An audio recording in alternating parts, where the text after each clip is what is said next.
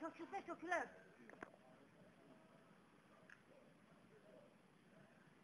Orada da dağıldaki hayırını aç.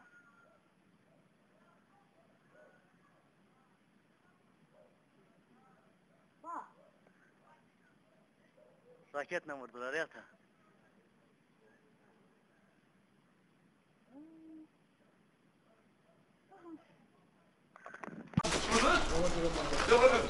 Hayır baksana.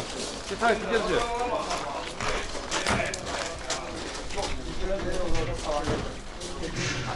Bizim evler üstüne çekiliyor. Ha böyle.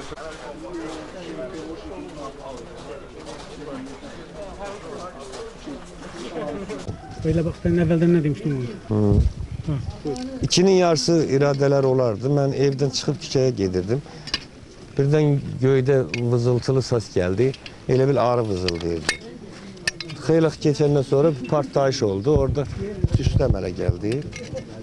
Biraz ilerlemiş bir partlayış da oldu. Ondan 2-3 dakika sonra elə bil ki evlerin üstüne demir kırıntıları töküldü. Elə bir dolu yağırdı.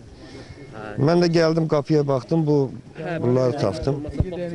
Sonra da eşittik ki Azerbaycan Hava Müdafiə Qoşunları tarafından vurulmuştu.